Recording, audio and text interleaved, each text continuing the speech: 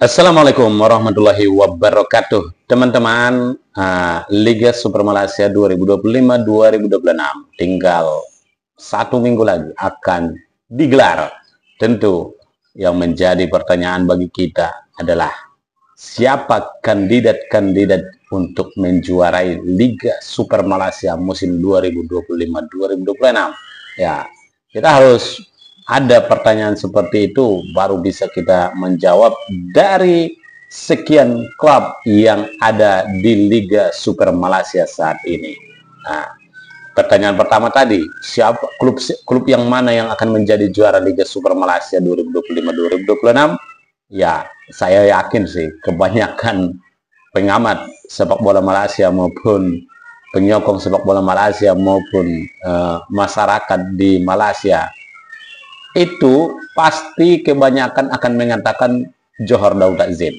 Sekalipun bukan fans Johor Darul Takzim, tetapi saya yakin di hati mereka akan mengatakan bahwasanya yang akan menjadi juara Liga Super musim 2025-2026 adalah Johor Darul Takzim.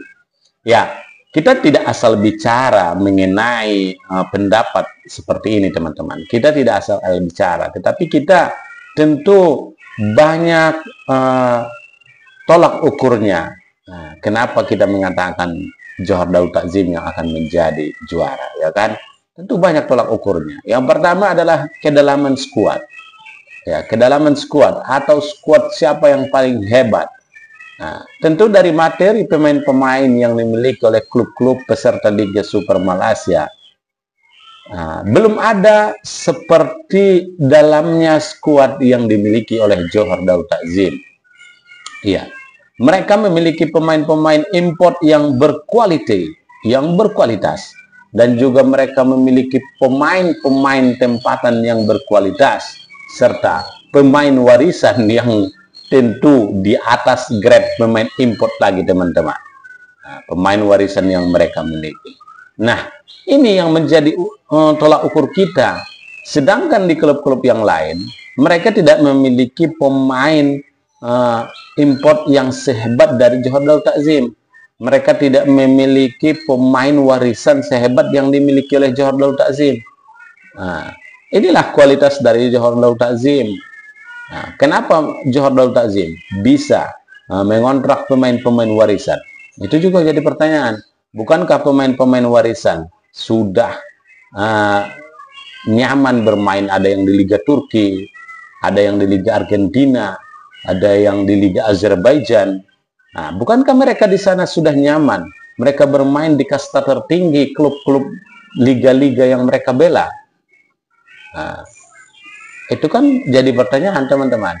Tentu karena kehebatan Johor Darul Takzim lah makanya mereka mau memperkuat Johor Darul Takzim. Makanya pemain-pemain warisan ini mau membela Johor Darul Takzim. Dalam hebat dari segi apa ya? Dari segi fasilitas, terutama dari gaji terutama, ya kan, teman-teman. Nah, seperti pemain yang mereka kontrak dari pemain-pemain divisi 2 Liga Spanyol. Nah, kenapa mereka meninggalkan Liga Divisi 2 Spanyol dan memilih bermain di Johor Darul Takzim? Ya, karena Johor Darul Takzim bisa membayar gaji mereka lebih banyak daripada gaji-gaji mereka sebelumnya. Itu pasti menjadi satu patokan, teman-teman. Pasti menjadi satu indikator itu, teman-teman.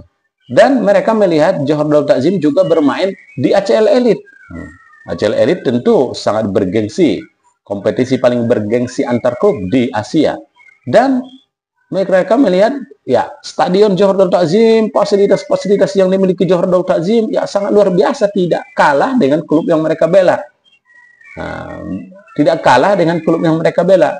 Bahkan klub-klub divisi 2 di berbagai negara di Eropa mungkin masih banyak yang dikalahkan oleh Johor Darul Takzim kalau dari segi fasilitasnya, teman-teman.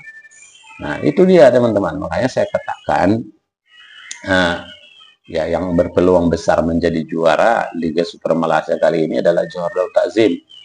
Nah, bukankah, jadi pertanyaan juga, bukankah ada DPMM FC dari Brunei? Ya.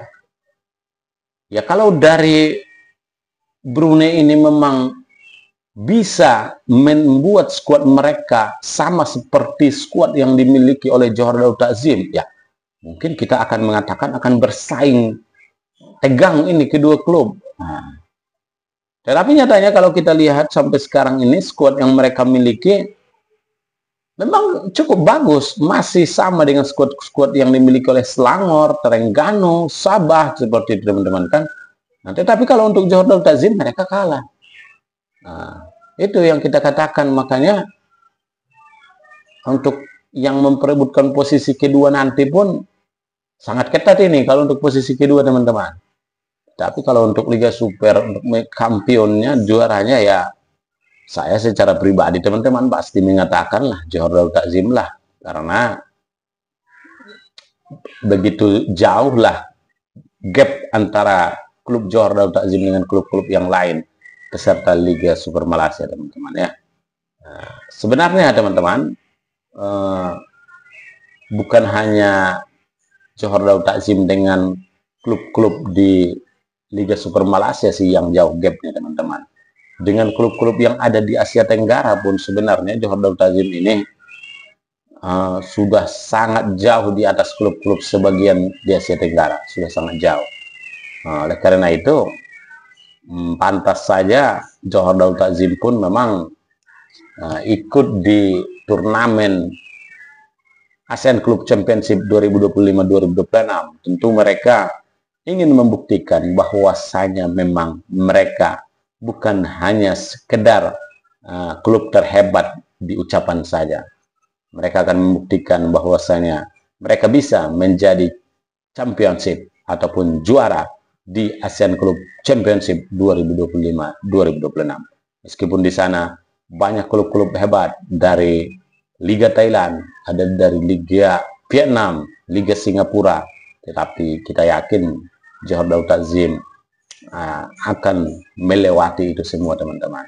Johor Darul Takzim akan bisa mengatur mengatur pemain-pemain yang akan mereka turunkan, meskipun mereka sibuk dengan turnamen yang begitu banyak yang akan mereka hadapi di 2025-2026 ini. Mulai dari Liga Super Malaysia, mulai dari Piala Malaysia, mulai dari Piala Liga, kemudian ada juga ACL Elite teman-teman, ada juga ASEAN Club Championship 2025-2026 yang digagas oleh AFF, ya kan?